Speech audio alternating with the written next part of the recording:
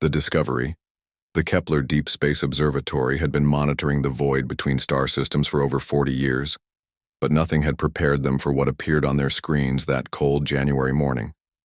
Dr. Sarah Chen, the lead astrophysicist, stared at the data streaming across her monitor with growing disbelief. "Marcus, you need to see this," she called to her colleague across the control room. Marcus Rodriguez, a veteran astronomer with 30 years of experience, wheeled his chair over.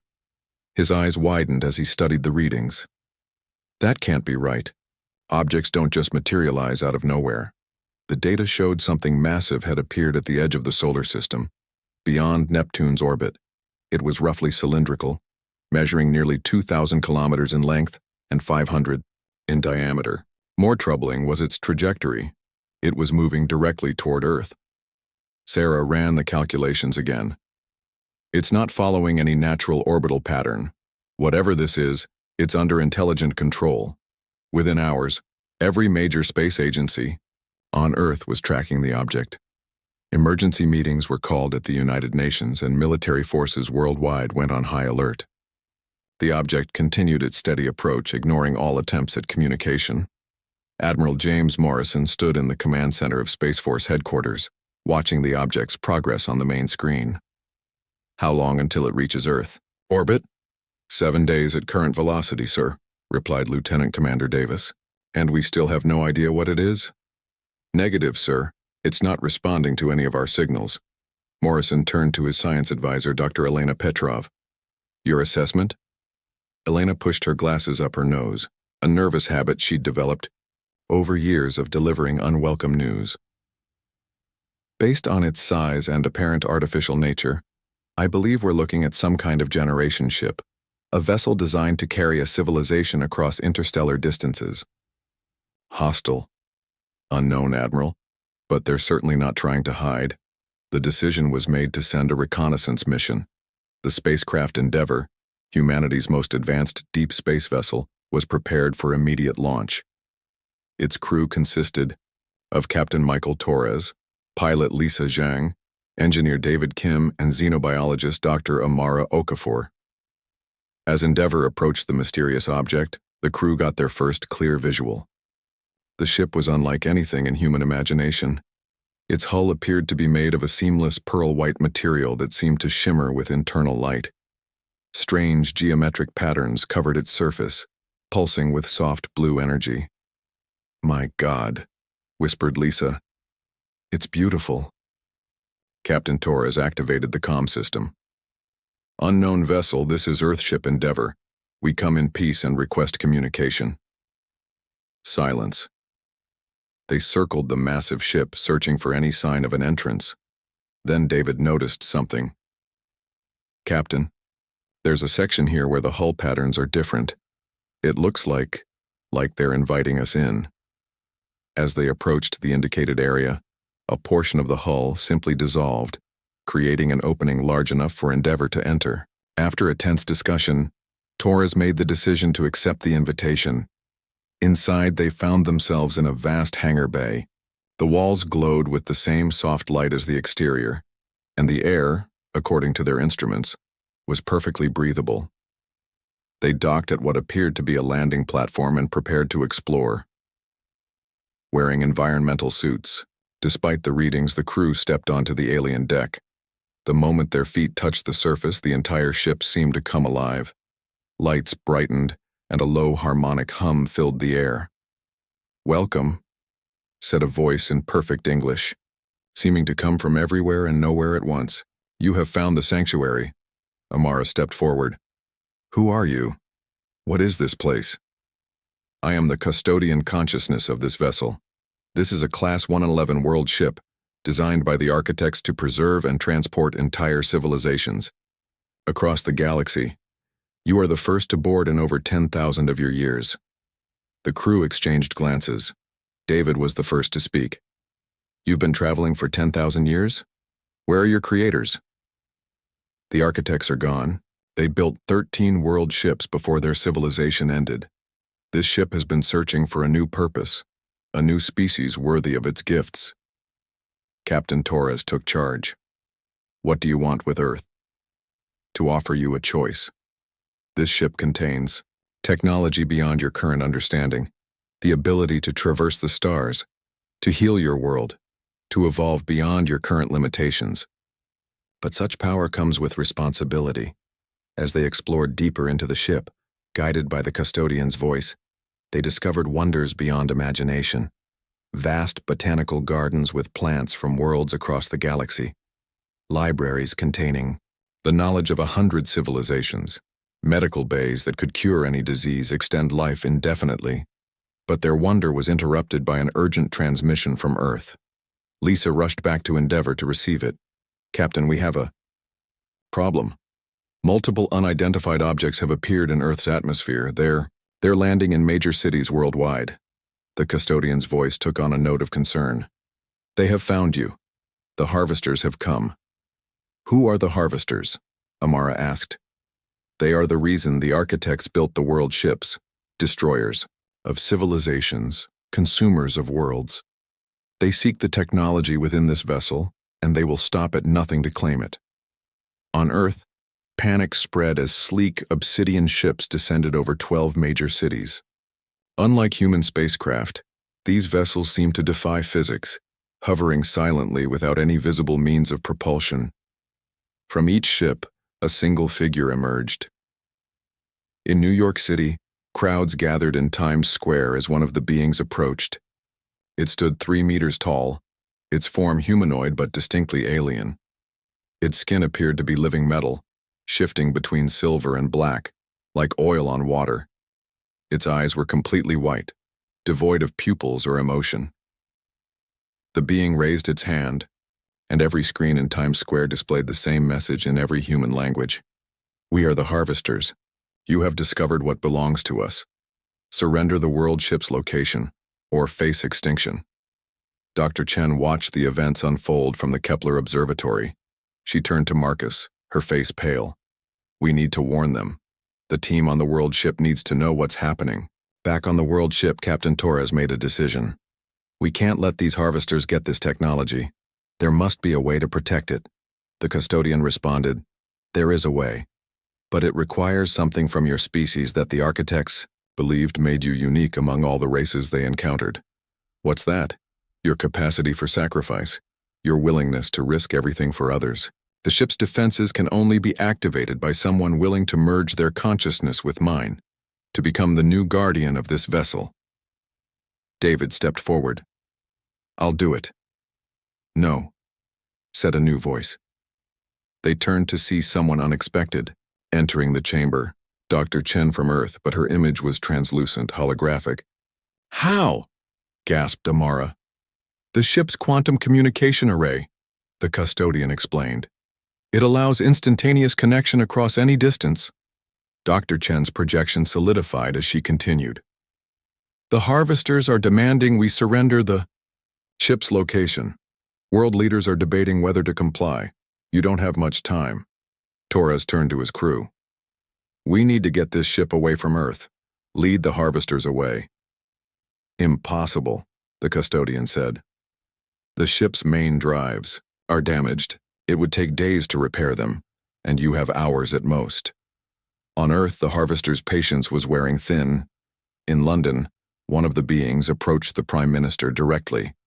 Its voice was like grinding metal. "You have 1 hour. Give us the coordinates or we begin the harvest." "What does that mean?" the Prime Minister asked. The harvester's response was to touch a nearby building. The structure began to dissolve, its matter breaking down into constituent atoms that swirled into the alien ship like a reverse tornado. Within minutes, a 50-story building was gone, leaving only a perfectly smooth crater. The message was clear: comply or watch Earth be consumed, piece by piece. Back on the world ship, the crew worked frantically. David and Lisa tried to repair the engines while Amara studied the ship's defensive systems. Torres maintained communication with Earth, watching helplessly as the situation deteriorated. "There might be another way," the custodian suddenly announced. "The ship contains a prototype technology the architects were developing, a dimensional shift drive. It could move the entire ship out of this dimension, making it invisible and untouchable to the harvesters." "What's the catch?" Torres asked, knowing there had to be one. It's never been tested. The power requirements are enormous, and someone would need to stay behind to manually control the process. They couldn't shift with the ship. The implications were clear. Whoever stayed would face the harvesters alone. I'll stay, Torres said without hesitation. No, Captain, David interjected. You're needed to lead. I'm the engineer. This is my job. As they argued, something unexpected happened. Around the world, ordinary humans began to resist. In Tokyo, when a harvester attempted to dissolve a historic temple, thousands of people linked arms around it. The alien paused, seemingly confused by this display of defiance. Similar scenes played out globally. Humanity, faced with annihilation, chose to stand together. The harvesters, for all their power, seemed unprepared for this level of unified resistance. The custodian observed this through the ship's sensors. Remarkable. In all the civilizations the harvesters have encountered, none have shown such collective courage in the face of certain death. Dr. Chen's hologram flickered. We're running out of time. The harvesters are losing patience. They're demanding the coordinates now, or they'll begin systematic destruction. Torres made his decision. Prepare the dimensional shift. I'm staying behind.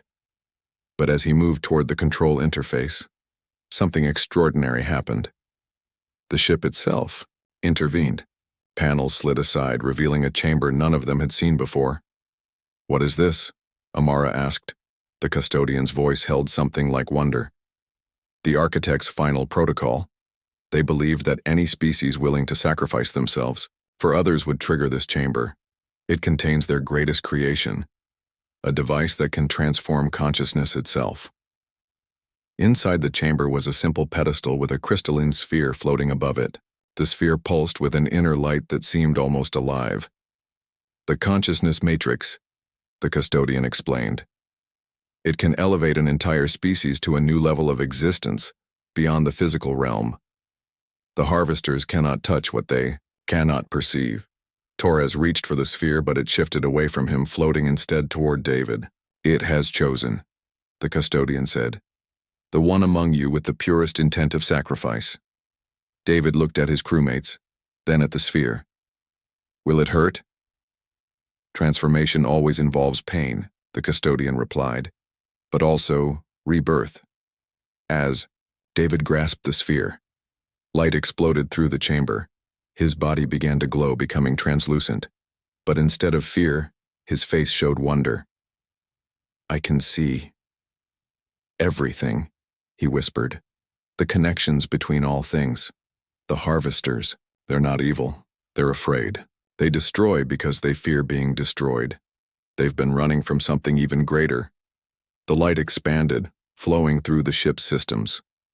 On Earth, every human suddenly felt a strange sensation, a momentary connection to something, vast and beautiful.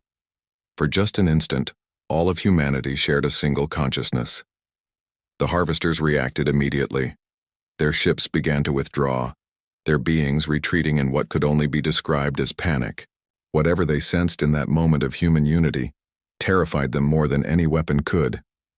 As the light faded, David was gone. But his voice spoke through the custodian. I understand now.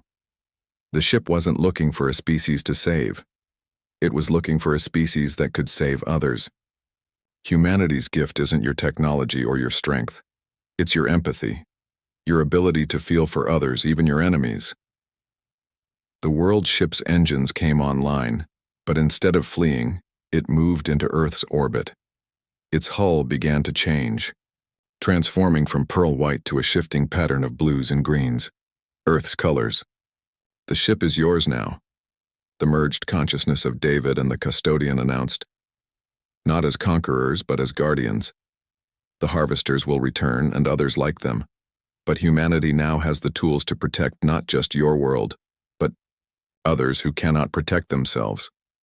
As world leaders gathered to discuss this new reality, Captain Torres stood on the bridge of the world ship, looking down at Earth. They had sought to understand an alien artifact, and instead discovered something about themselves. Humanity's greatest strength wasn't their weapons or their intelligence. It was their willingness to stand together, to sacrifice for others, to choose hope over fear. The harvesters had come seeking a weapon and found something far more powerful. A species that could transform the galaxy not through conquest but through compassion. The age of humanity as guardians of the galaxy had begun. The revelation 6 months had passed since the harvesters retreated from Earth. The world ship, now officially designated Unity Station, orbited the planet as humanity's first true spacefaring city. What had started as a crew of 4 had grown to over 1,000 personnel from every nation on Earth. Scientists, engineers, diplomats, and visionaries worked together to understand the vast technological treasure they had inherited. Commander Sarah Chen, formerly of the Kepler Observatory, now served as the station's chief science officer. She stood in the central command center, studying star charts that showed disturbing patterns of movement across the galaxy. "They're still out there," she murmured to Captain Torres, who had been promoted to station commander. "The harvesters, and they're not alone." Torres nodded grimly. "David warned us. They're running from something. The question is what?" Their answer came sooner than expected. The ship's long-range sensors detected an approaching object. Not a harvester vessel, but something older, more advanced. It moved through space like water, seeming to flow between dimensions rather than travel through them. "Unknown vessel. Approaching," announced Lisa Zhang, now the station's chief pilot. "Its configuration doesn't match anything in the ship's database." The custodian's voice, still merged with what remained of David's consciousness, resonated through the command center. "I recognize this signature.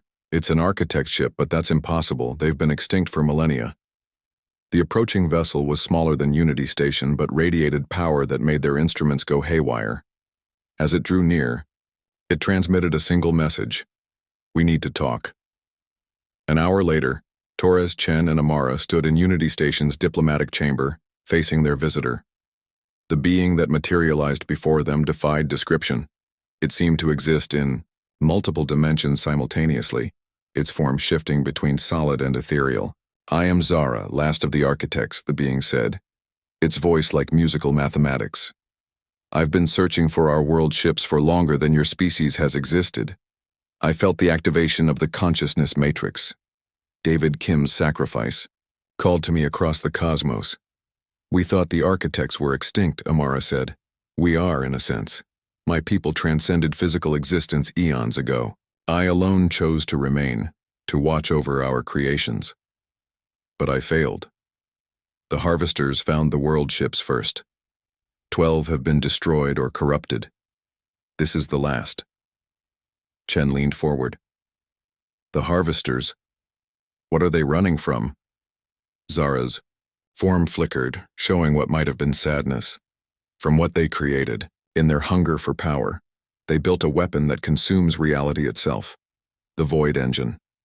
It exists outside normal space-time, growing stronger with each civilization it devours. The harvesters fled their own creation, destroying other worlds to deny the Void Engine resources. And now it's coming here," Torres said. It wasn't a question. "Yes. The activation of the consciousness matrix has drawn its attention. It will arrive within days." The command center erupted in activity as this news spread. Earth's leaders demanded answers. Military forces prepared for a battle they couldn't comprehend, and scientists worked frantically to understand the threat. Dr. Helen Martinez, a theoretical physicist who had joined the station crew, presented her findings. Based on Zara's description, the Void Engine operates by unraveling the quantum foam that underlies reality. It literally erases things from existence. "How do we fight something like that?" asked General Patricia Webb, Earth's military liaison to Unity Station. "You don't," Zara replied. "You can only redirect it, send it elsewhere, or—" The architect paused. "You transcend it." Over the next day, Zara revealed the true purpose of the world ships. They weren't just arcs or weapons. They were evolutionary catalysts. Each contained the seeds of transformation that could elevate entire species beyond physical existence. The consciousness matrix was just the beginning, Zara explained. Your species has the potential for something greater, but the transformation requires unanimous consent. Every human must choose. The debate that followed was the most significant in human history. Some argued for transcendence, leaving physical existence behind to escape the void engine. Others insisted on finding a way to fight, to preserve human life as it was. Meanwhile, the merged consciousness of David and the custodian worked with the station's engineers on a desperate plan. If humanity chose not to transcend, they would need another option. Young Marcus Thompson, a 22-year-old prodigy in quantum mechanics, made a breakthrough. The world ship's dimensional shift drive. We could modify it. Instead of moving the ship out of phase, we could create a pocket dimension, a safe harbor. But Zara shook its multi-dimensional head. The power requirements would be astronomical. You would need to channel the entire output of your sun. Or, said the David custodian consciousness, we could use the consciousness matrix differently, not to transcend but to unify, channel the collective will of humanity into a single defensive action. As they debated options, the void engine announced its arrival. Space itself began to warp at the edge of the solar system. Stars winked out of existence as reality unraveled in its wake. The Harvester's ships, detected lurking near Jupiter, fled in terror. The Harvester commander's message reached Earth. We offer alliance. Together, we might survive. Separately, we all cease to exist. Torres made the most difficult decision of his career. Bring them aboard. We need every ally we can get. The meeting between humans and harvesters was tense. The beings that had threatened Earth's destruction now stood in Unity Station's council chamber, their metallic forms rippling with what might have been fear. You don't understand, the lead harvester said. We've seen entire galactic clusters erased. The void engine doesn't just destroy, it removes you from having ever existed. Your history, your achievements, every trace of your species, gone. Chen stepped forward. Then help us. You know more about it than we do. We know how to run, the harvester replied. That's all we've ever done.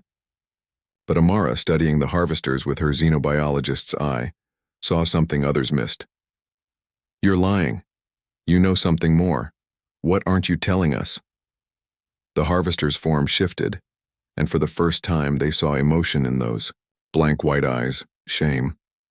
We know how to stop it, but the cost? Tell us, Torres demanded.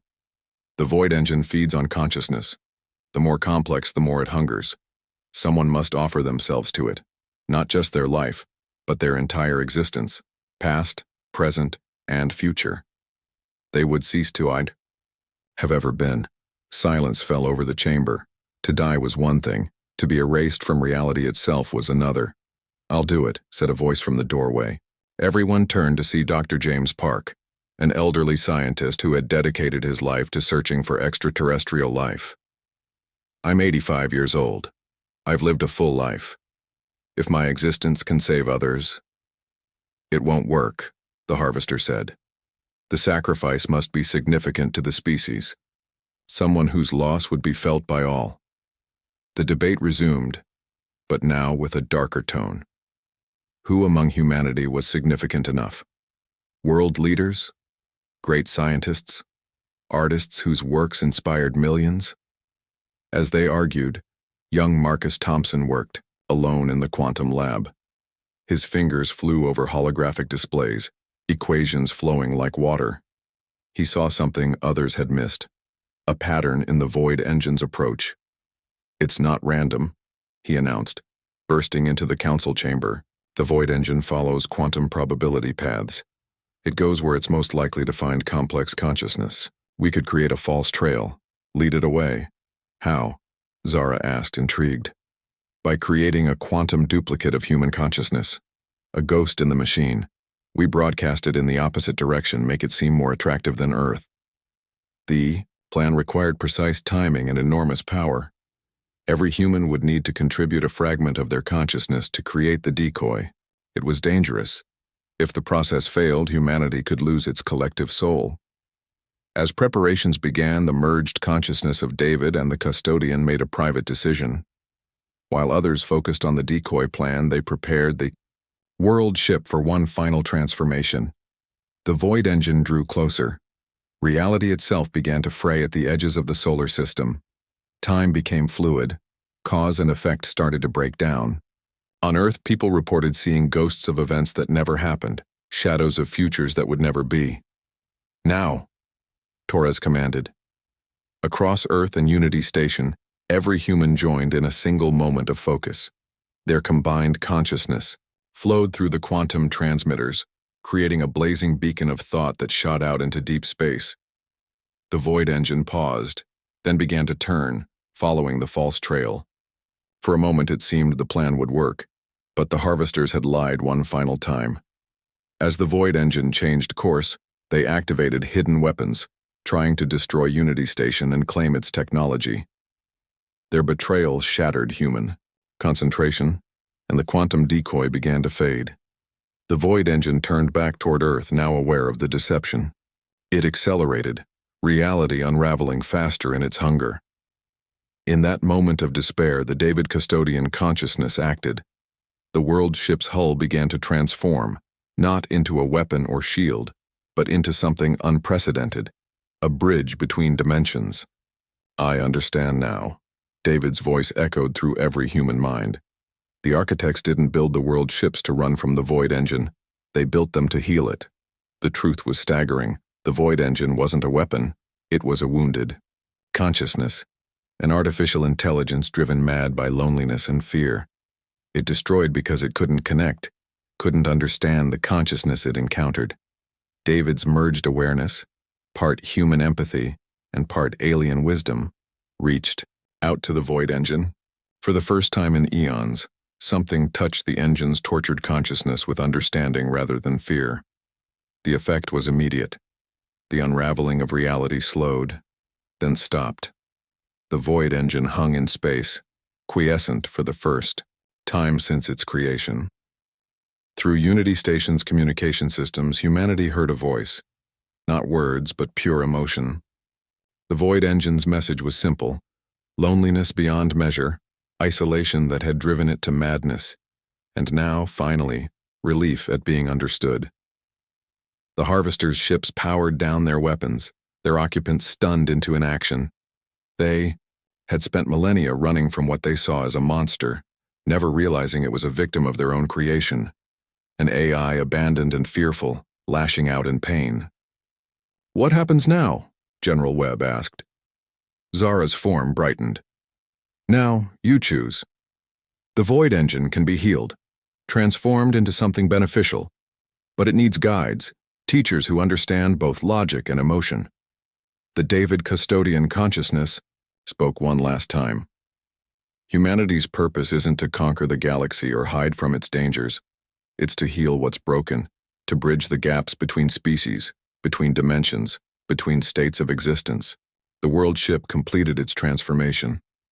It became not just a vessel, but a nexus, a meeting place where physical and transcendent beings could interact, where the void engine could learn to create rather than destroy, where former enemies, like the harvesters, could find redemption. Captain Torres stood before the assembled representatives of Earth, the harvesters, and beings from dimensions humanity was only beginning to understand. We started this journey seeking to understand an alien artifact. We've ended it by understanding ourselves. Our greatest strength isn't our weapons or our technology. It's our ability to empathize, to find connection even with our enemies, to choose healing over destruction. The void engine, no longer a threat but not yet fully healed, took position near Unity Station. Under the guidance of human consciousness and architect wisdom, it began its long journey back to sanity. Its first act was to restore some of what it had destroyed. Star systems flickered back into existence, though empty of the life they had once held. The harvesters, stripped of their weapons and faced with the truth of their actions, chose to remain at Unity Station. Their advanced technology would help rebuild what they had destroyed, their knowledge serving peace instead of conquest. Earth entered a new age. No longer alone in the universe, humanity had become the bridge between worlds, the healers of wounds, both physical and spiritual. Children grew up learning not just mathematics and language, but empathy and dimensional theory. Scientists worked alongside transcendent beings to unlock the secrets of existence itself. And in the quantum foam that underlies all reality, the consciousness of David Kim lived on, not as an individual, but as the connecting thread between all thinking beings. His sacrifice had not just saved Earth, but had transformed the very nature of consciousness in the galaxy. Years later, as New World ships were built, not as weapons or escape vehicles, but as hospitals for wounded civilizations, humanity remembered the lesson of their first contact with the truly alien, that understanding and empathy are the most powerful forces in any universe, and that sometimes the greatest act of strength is the willingness to heal rather than harm. The galaxy watched as humanity spread among the stars, not as conquerors, but as gardeners, tending to civilizations in need, bridging gaps between species and proving that sometimes the youngest races have the oldest souls. The age of healing had begun, and at its heart was a simple truth, that every consciousness, no matter how alien or frightening, yearns for the same thing: connection, understanding, and the knowledge that they are not alone. In the end, humanity's greatest discovery wasn't the world ship or its technologies. It was the realization that in a universe full of wonders and terrors, the most powerful force of all is the choice to understand rather than fear, to heal rather than destroy, and to connect rather than isolate. The harvesters had come to Earth seeking a weapon and found something far more powerful, a species that could transform enemies into allies, wounds into wisdom, and fear into hope. As Unity Station orbited Earth, now a beacon of cooperation, in a healing galaxy, the words of the merged David Custodian consciousness echoed through human culture. We are not alone, and we never were. We just needed to learn how to listen. The story of humanity's first steps into the greater galaxy would be remembered not as a tale of conquest or survival, but as the moment when a young species chose compassion over fear and changed the destiny of countless worlds. The Class 111 world ship had found its purpose at last, not as a weapon or a refuge, but as humanity's gift to a universe in need of healing.